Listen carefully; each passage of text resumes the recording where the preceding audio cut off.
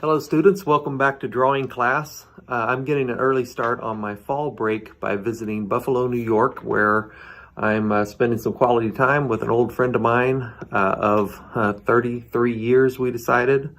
My first roommate in college when I went to art school back 1987.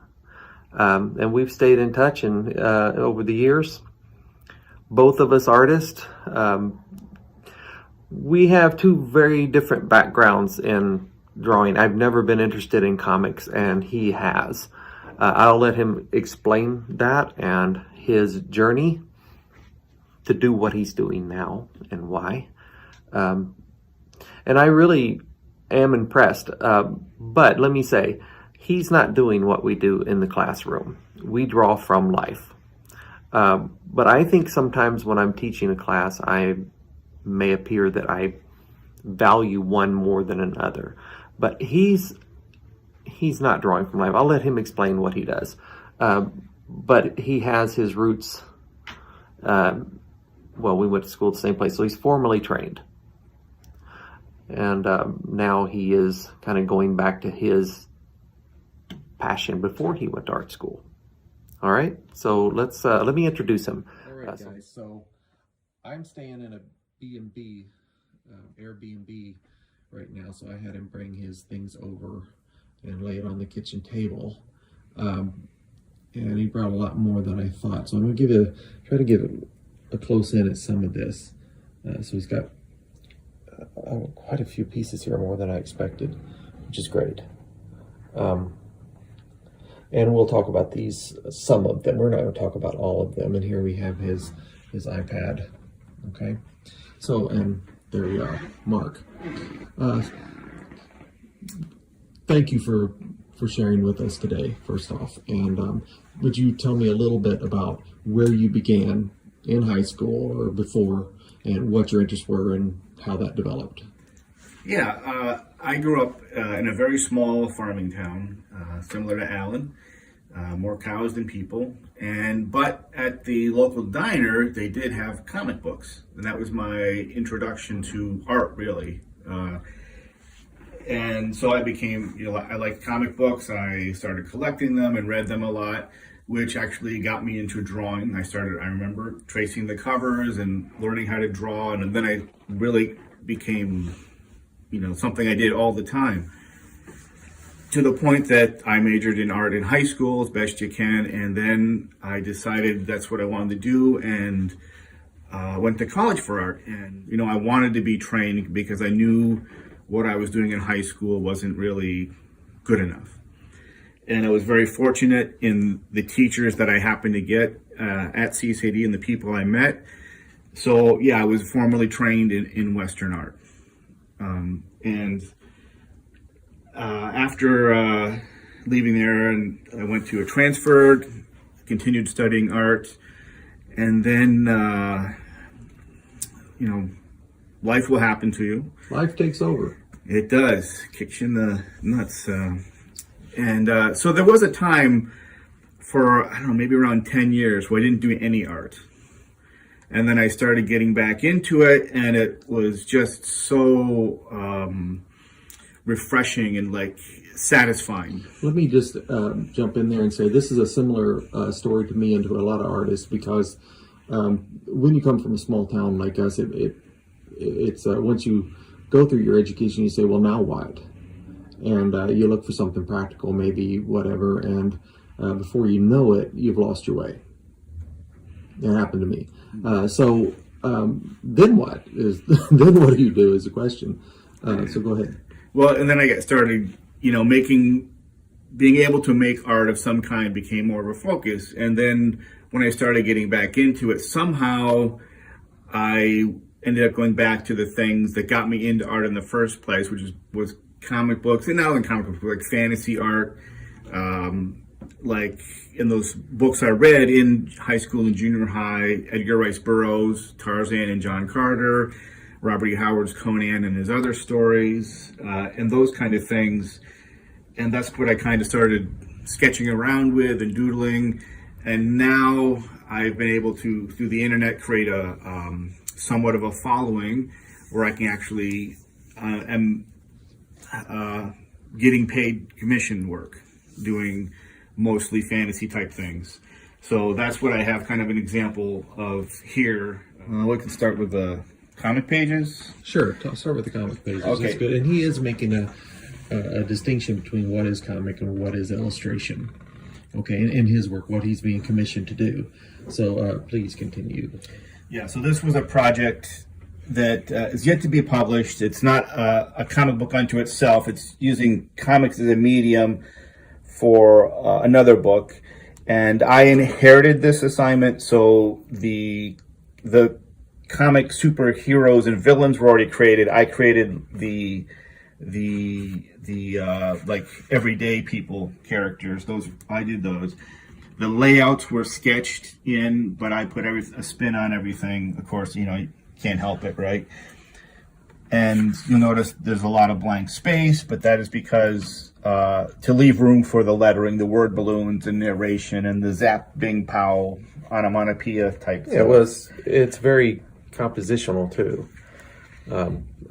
These large spaces, and I think it has its history in comics as well, because of the typography that goes in for one reason. Right. Yeah. So just sometimes looking at just the page without that, it looks weird.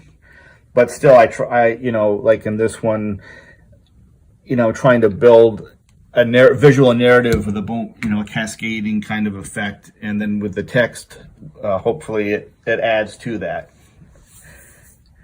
I'm going to just come in close to this because I'm really interested in the line work that he's using. And we talk about line quality in our class already at this point in the semester. And, I think the contrast is more than I've been talking about so far. But, yeah. Beautiful. Okay, so let's move along we can come back to anything you want, but let's move along to the illustration stuff and what is your involvement in this? Okay, the rest are illustration commission pieces. This one was just a story. I was given a script, and they said, okay, can you just kind of throw together some ideas on a page with this character, and this is the story. So this is like a montage scene, basically, of things that happen to this basically kind of Greek hero story that the guy wrote. So there's a story already, and you're putting together a visual for that. Yes. And are these this guy's writing this, but I know you do a lot of Conan and other things that you kind of grew up with. Yeah. But this is presented to you as he said, a commission work. Yes. Where somebody is putting together a book and you are doing the illustrations. Well, at least a couple conceptual pages. Yeah. Okay. Yeah. Yes. And this is another one, very related to Conan, because again, the following that I've created, they're fans of that genre.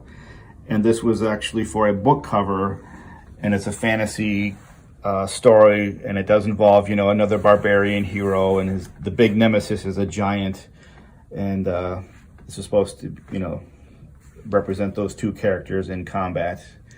Okay, so as we're showing some more of the work, I want to talk about it in some way that can relate to our class. Sure. And currently in our class, we're dealing with describing space and the ways that people describe space.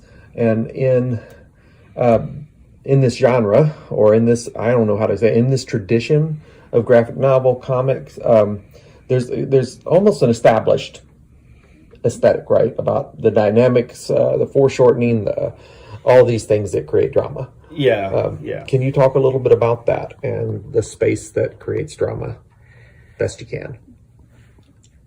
Okay, yeah, I mean, again, the comic is a little bit different because you're telling a story. Each you're building up to a dramatic point. And an illustration, my kind of way of working is thinking, okay, I would like to be almost like a journalist, right? Who is it and where are they and what are they doing? And hopefully I'm choosing a very interesting point in the story and also making it dramatic in the way that it's presented. That's right. But I would hope that there is you can tell where they are and what they're doing, at least get a sense, if you don't know the characters, of what's going on. So yeah, I want to, in this one, I was kind of given the scene he wanted, and I did do some thumbnail sketches to send to him. Which composition you like better? You know, he picked one. It wasn't the one I would have picked, but he's paying me. And so in this one, I'm trying to show on this, well, a couple of things, right? That they're on a ledge. Yeah, this ledge, I was about to say, it feels like it's pushing forward the picture plane. Like Yes. what I and students, the picture plane is literally where your finger hits the page, and can it come forward into your space as an illusion?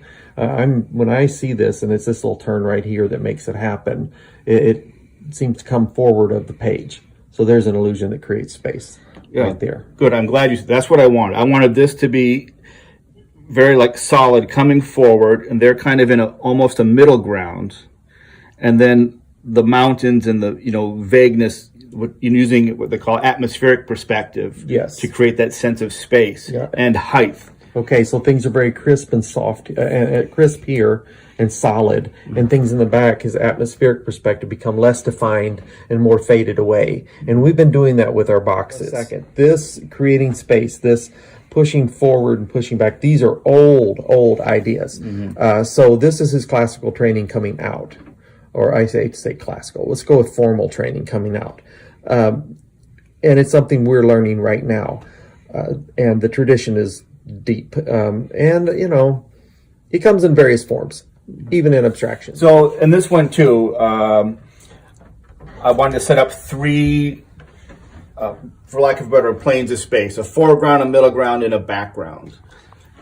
But have them, connected, hopefully in an interesting way. And also, it's black and white, so you need dark shapes and light shapes. Yeah. And also connecting them, if you need, very obviously connecting them with the lines, the ropes from the gorilla to the guys trying to hold him in. Yeah, connect meaning, guys, this is two works right here. Yeah. So it's is it in a book fold, or what is that? Well, it's just the size. I felt it had to be this big for what I wanted to do. Okay, so I didn't feel comfortable fitting it into one piece of paper. I see. And I did it this way on two because for digitally scanning, I didn't want to pay the extra money to have the larger size scanned. Okay. It's a financial issue. You're a cheap SOB, right? And then just merge them digitally. No, you're a poor artist. All right, so I want to, while I have him on this page, because this is what I do. I break down things into a composition, and when he talks about pulling these together, I think it's obvious that he's pulling your attention. He's tying them together, is what he said, but he's pulling your attention from here to here, not only by the line that literally ties them, but it's like it creates an arrow. And the implied line from the eye of the gorilla to the individuals that are pulling, and this movement that happens through here. You see how it's created? It's like a turn. I say like a circle. So when you're drawing, it's not arbitrary. It's important not to be arbitrary.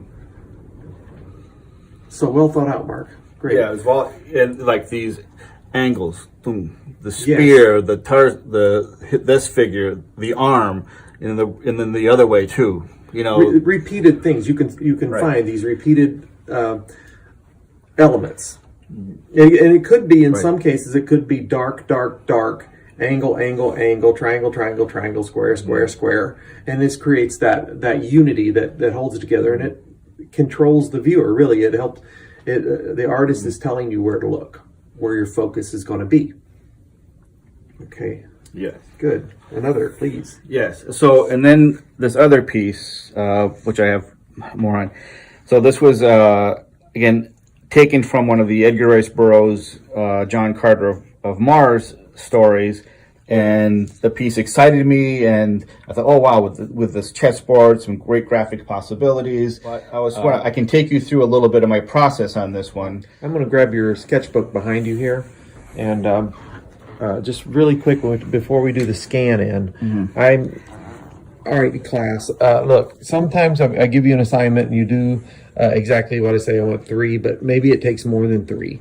Maybe maybe at some point you need to do as many as it takes. So I want to show you Mark's. This is just his sketchbook that he's working on right now, and this is something that most of us, if we, I should, and sometimes I do it in spurts, but I'll do everyday drawing. But while he's working now pretty prolifically, and this is where the hard work is. This is where the sweat and tears is. And just do a quick thumb through so that you can see where he's working out problems.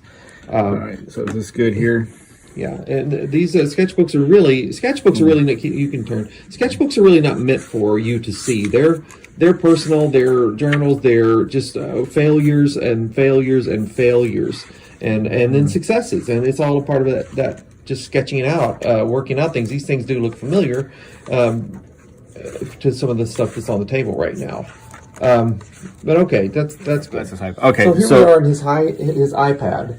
And I have an iPad, you may have an iPad, but I don't do this. And this is probably not new to some of you, but to me, it's one of those things that I resisted. Oh my God, I'm bringing my hand-drawn stuff onto an iPad and working on a computer. Are you kidding me? There's no way you can, and I think Mark and I were talking earlier that he resisted this as well. Is that right? Yes, this is brand new. This is only like a week or 2 old for me.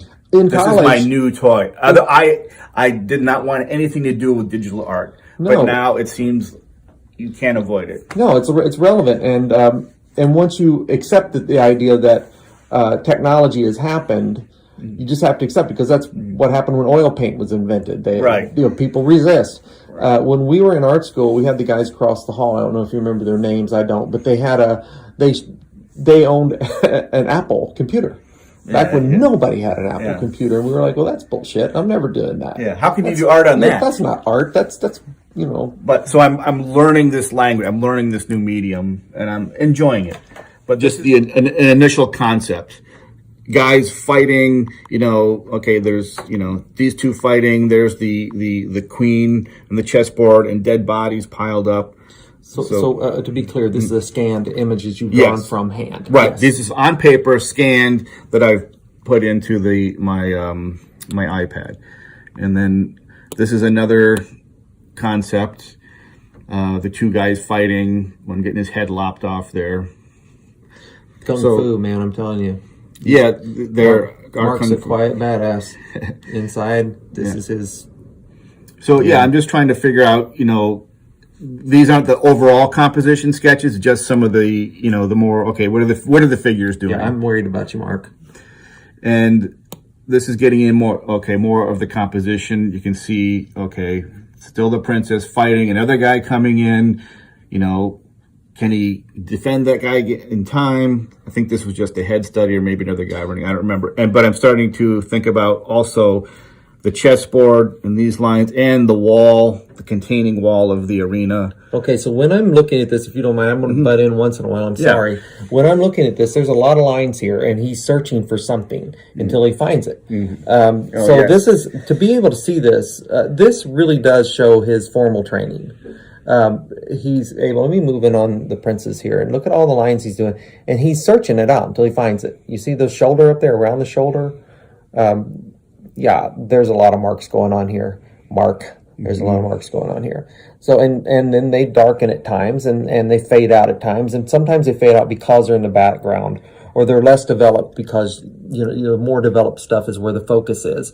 And I don't know that at all times you're aware of it, but it's in your DNA now. This is motor reflex almost, or brain reflex, whatever you want to say, that to put this darkening up thing at times. Yeah, I would say definitely the way I draw is searching. That's the line. And on a side note, like going back into comic book art, to me, a lot of people who do the inking part of comic books, their lines are dead. And I don't want that to happen with my work, I hope, right? When I put the brush, because then you are defining a line, but I don't want it to be dead. But you're not just drawing figures here. You're arranging things into a composition. Yes, And how I'm important searching for are the these composition. negative spaces? That is, I'm throwing a softball. How important are the negative spaces? Because that's I push that a lot in my classes. Both compositionally and just to help you figure out the anatomy. Or didn't I answer the question? Go ahead. Yeah, to me, the negative, it's important because it helps you be able to see clearly what's going on in a tangle of lines and shades, right? So without the negative space... When he says you, he means the viewer. Yeah, the viewer, right. Because it has to make... The problem, as it's easy to fall into the trap as an artist that you see what you're used to it. You know what you're going for. You see it. But that's great, but the viewer who doesn't know what it's going to be has to be able to make sense of it. As chaotic as the scene is, like the scene with the ape, hopefully you can see what's going on in that jumble of ink blotches and marks and dabs and lines and everything. Okay. But it's a search. So now I'm playing, okay, I kind of figured out what the characters I want to be doing. And now integrating the great graphic element of the chessboard and perspective. Again, still very rough, but that's where my thinking is going. How can I make this look very appealing and get a flow for the eye? Well, okay, so we'll jump to the finished composition.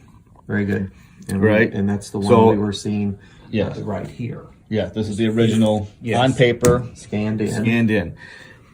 And again, I wanted to use, to create the space, but the perspective and this great, beautiful graphic element of the black and white chessboard. I did take artistic liberties putting her up on this pedestal. That's not part of it, but just to make her more visible. Drama. And again, everything coming in, the angle, again, right? The chessboard, the foot, the swords, right? Yes, you're repeating angles. One thing I did want to talk about in the process leading up to the finished product is, I showed you some of the preliminary sketches. The way I work is I end up doing a lot of sketches and trying to figure out, what's the best way, this figure here. And one thing that I have to remind myself, and I think it may be good for you guys in the future, is if you're doing any kind of representational painting, maybe that the composition decides everything. I may have another figure, and I have other figures that I've done for this within this concept of this scene that I may like better than what I have here, but it doesn't fit this composition. It has to be a different composition. So everything I'm putting in here is to make the composition function and make it readable. Good point. Not just because I like it. And First thought, best thought sometimes too. Sometimes. But don't get fixated, because maybe you had the right idea.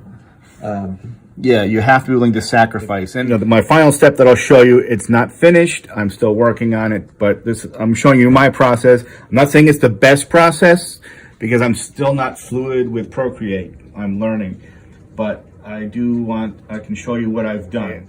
To help myself learn the program, can I add color to this? So the first thing I did was I added a background color. And I chose this blue because it's kind of neutral, but not.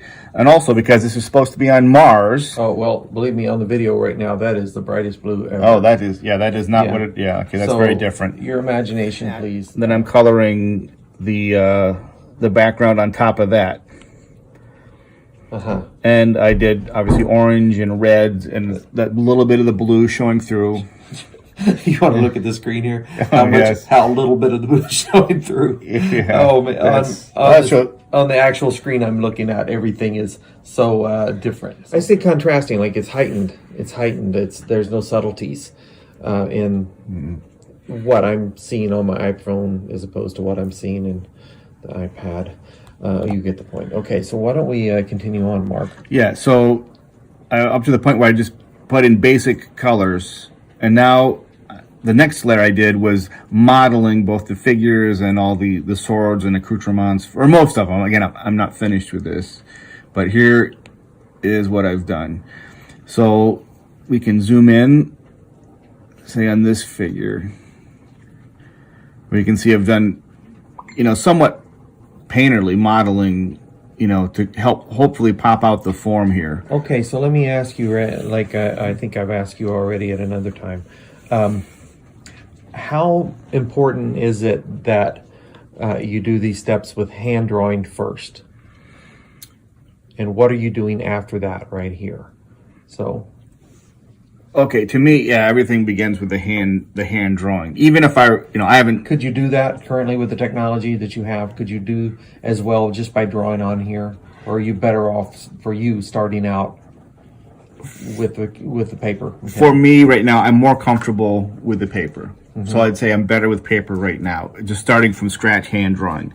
Hopefully I can get to the point where I can do it on the tablet and have it come out just as good. Yeah, but you're pretty fast working it out on the sketchbook. It'd have to be yeah that freshness of Mark and all that. Well, let me just point out right now that this painterly stuff, can you see the painterly brush strokes around the shoulder, the lights, the highlights and all that? That's the computer, right? Yes. Okay, so you're brushing that in. Yes. Very, very effective. Unlike the line work, really, but still, it's Well, and if I didn't point it out before, also this piece was never conceptualized having color. It was just a black and white drawing. Yes. This is an experiment to help teach myself the Procreate program and also brush up on my color and as well as figure out how to use the brushes and everything that are in here. It almost looks like paint. Almost, in a way, yeah. where it sort of describes shape, chiseled, whatever. At one time, a graphic artist would have used gouache or something like that Yes. to paint these individually, and man, would that take a lot of time. And maybe this is even better. Yeah, I'm thinking. Maybe. Coloristically, yeah. Yeah. The downside is you don't have something you can hang on the wall. And you can do this, this right now, it's up right now, all the layers that he's doing. Okay, so he's on layer 4 right now. I think this separation of color is helpful for the printer as well. Is that right? That I don't know. I would imagine I would so. think If so. they Well, can, if I they would can do think that. my thoughts are, because I played with this a little bit today, right? Which is that you could say, okay, I'm going to do all the reds on one layer, Yes. and I'm going to do the yellows on the other, and then you're going to, the printer can print first a red, then a yellow, then a, so he can paint the layers.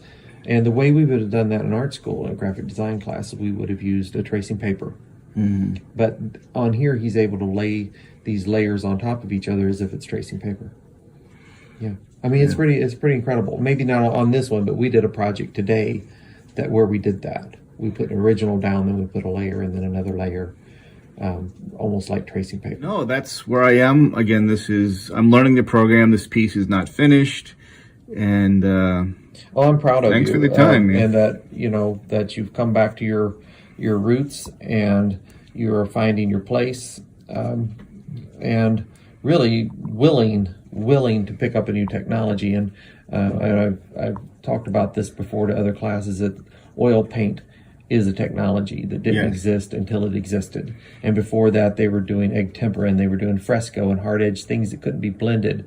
And this new technology, oil paint, comes out, and they can blend, and they can wait for it to dry for days, and they can really have time to work it. Yeah, and the way the pigments in the oil can really capture light in a way never seen before. Yeah, so this technology really expanded the well, I mean, and it also changed artists. It changed the aesthetic. It changed everything about it. So here we are with the new technology, and you just can't deny it. Right. But just to wind this up and bring it back to the class. In the class, we're learning a very formal way of drawing. But as I've said, my way of drawing is not the only way of drawing. But the way I'm working with this class is where Mark and I began in 1987, and this is one direction I went. I guess I should show you my work sometime. And then Mark, he's gone in this direction, but we both have that same background of formal training, really what you're doing right now in your class. Okay, and thank you very much, Mark. It's been It's been a pleasure, and you've really made my visit here to Buffalo way different than I thought it was. I really had not intended to do this video, but I thank you very much. Well, thank you. I'm glad you got to see you again. It's been a few years. And A few, yeah. You guys, hard work, okay? Bye-bye. Yeah, work hard. Be well. Ciao.